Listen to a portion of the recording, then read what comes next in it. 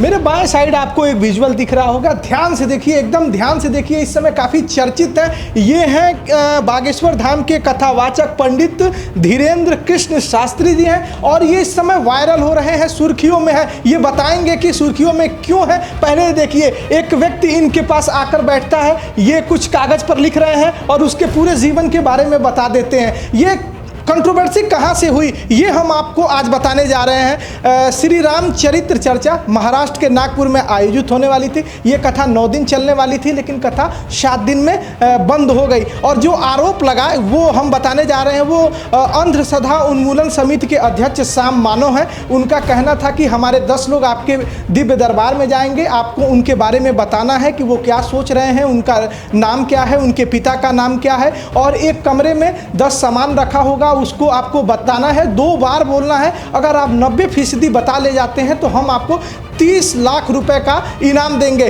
तो श्याम मानव का ये कहना है। जस्ट मेरे बाएं साइड यही वो श्याम मानव है जिन्होंने आरोप लगाया कि जो कथा 9 दिन चलने वाली थी, 2 दिन दिव्य दरबार का था और ये धीरेन्द्र शास्त्री उनका चैलेंज एक्सेप्ट नहीं करते हैं और कथा 9 दिन के से 7 दिन के भीतर ही चलती है और वो चले जाते हैं। उनका ये आरोप था, आरोप यही था और यहीं से कंट्रोवर्सी आगे बढ़ी। लेकिन जो मैं आपको आज बताने जा रहा हूँ वो आप सुन के चकित रह जाएंगे। आज तक एंकर श्वेता सिंह ने कुछ माइंड रीडर को या तो कहिए जादूगर को, मनोचिकित्सकों को बुलाया था और वो जान रही थी कि ऐसे कैसे हो पाता है। उसी में एक जादूगर सुहानी शाह ने बताया कि हम लोग भी 700-800 लोगों के बीच में ये बता सकते हैं कि आप क्या सोच रहे हैं, क्या आपके भीतर वो फीलिंग है, हम सब कुछ बता देंगे। लेकिन हम ये नहीं बताएंगे कि धीरेन्द्र शास्त्री बागेश्वर धाम के जो कथावाचक हैं धीरेन्द्र शास्त्री वो कैसे करते हैं। अगर उनके बारे में भी बताया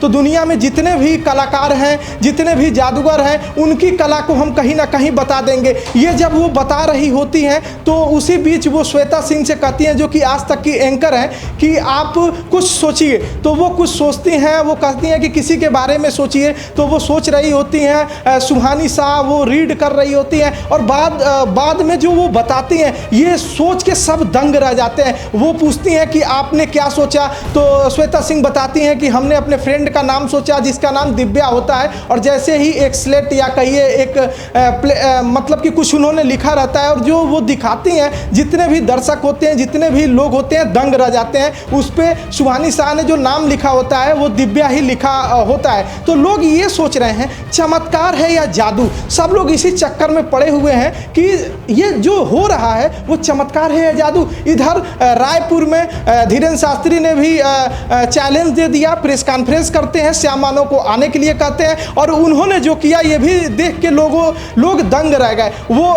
एबीपी न्यूज़ के रिपोर्टर ज्ञानेंद्र तिवारी को बोलते हैं और बोलते हैं कि इसमें से जिसके चाचा का नाम भृगुनाथ तिवारी हो वो आ जाए। ज्ञानेंद्र तिवारी उनके पास आते हैं और फिर ज्ञानेंद्र तिवारी आते हैं, बताते हैं कि हाँ हमारे चाचा का नाम भृगुनाथ तिवारी है, वो भोपाल में रहते हैं, इस समय मथुरा में है। तो वो बोलते हैं कि आपके भाई का नाम राघवेंद्र तिवारी है, वो अभी मकान बनाए हैं, गृह प्रवेश करते हैं। तो एक कहीं ना कहीं शक्ति प्रदर्शन बिना देखे बिना जाने धीरेन्द्र शास्त्री ने वो कर दिखाया। एक तरफ से कंट्रोवर्सी हो गई कि चमत्कार है कि जादू है, एक तरफ धीरेन्द्र शास्त्री ने चैलेंज दे दिया एक महिला पत्रकार को और यहाँ तक कहा कि जाइए इस 4 लाख की भीड़ में से किसी को भी पकड़ के लाइए। वो एक महिला को पकड़ के लाती हैं, एक छोटा सा बच्चा उसके साथ होता है। फिर वो बोलते हैं कि आप किसी और को भी ला सकती हैं। तो वो बोलती है नहीं मैं इनको भेजूंगी। तो वो जब महिला वहाँ जाती है वो भी चकित रह जाती है, बच्चे के बारे में आप कहाँ से आई हो सब कुछ धीरेन्द्र शास्त्री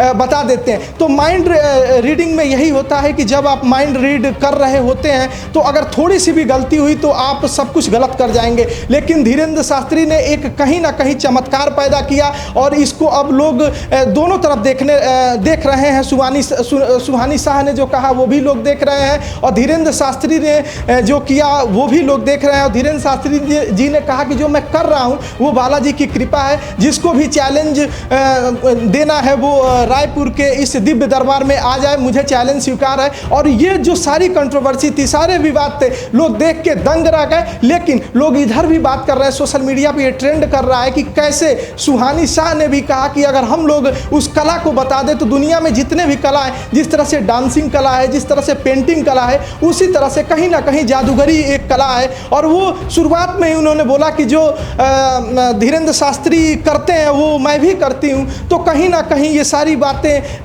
हो रही हैं कि जादू है कि चमत्कार है। एक तरफ धीरेंद्र शास्त्री जी ने भी अपना पूरा दमखम दिखा दिया, लोगों को ये कहा कि चैलेंज मैं एक्सेप्ट करता हूँ। श्याम मानव को भी चैलेंज के लिए वो बातें करते हैं। और कहीं ना कहीं जिस तरह से उन्होंने वहाँ लाइव शो में दिखाया, ये बातें होने लगी हैं कि ये कहीं ना कहीं जादू से ऊपर की चीज़ें हैं, कहीं ना कहीं ये लग रहा है कि चमत्कार है। तो ऐसे ही खबरें हम आपके सामने लेकर आते हैं और आपको दिखाने की कोशिश करते हैं। अगर हमारा ये कंटेंट आपको बेहतर लगा हो, शानदार लगा हो, तो आप हमारे चैनल को लाइक करिए, शेयर करिए, सब्सक्राइब करिए। नमस्कार।